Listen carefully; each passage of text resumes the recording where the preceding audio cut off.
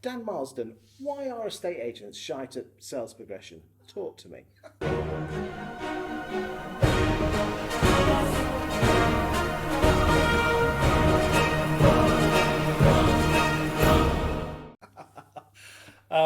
Why are they shite at sales progression?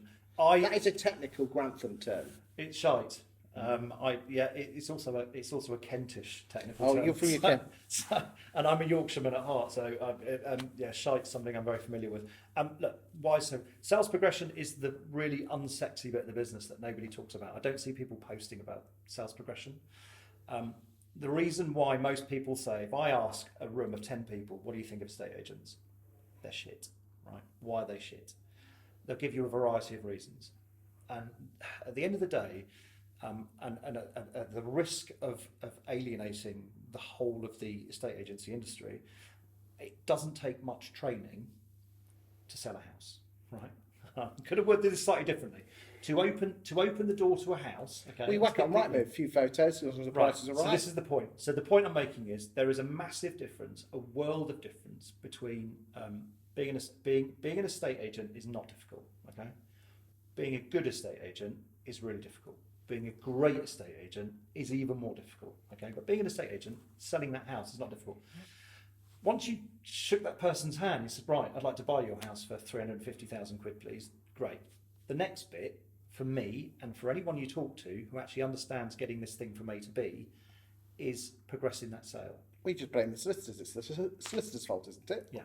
Well, this is where I get grumpy about this, because I started my career at Berkeley Homes, and I headed up a team there with along with my director, and we were pushing through about 120 million quid worth a year in flats and houses. Okay, a lot of sales progression. We spent most of our time progressing those sales, and the reason we exchanged every single deal at year end is because we placed such emphasis on it. It was massive. What most people do now is they get someone who is a sales progressor, and then the rest of the agency team don't seem to want to get involved with it. Now, for me, I think it's the most crucial part of the whole thing. It's great to shout about how great you are. It's great to get the instructions. It's great to have a great lister.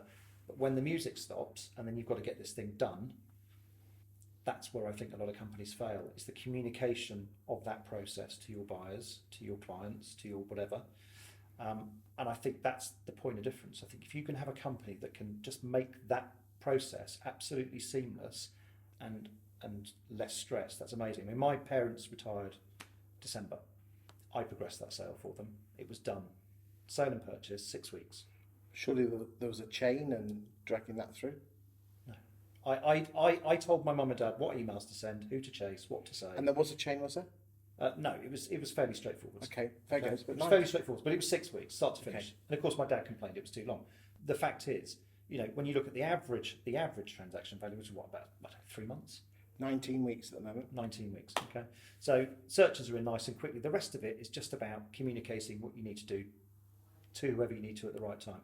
To nudge the solicitor to do certain things at a certain time gets that done quickly.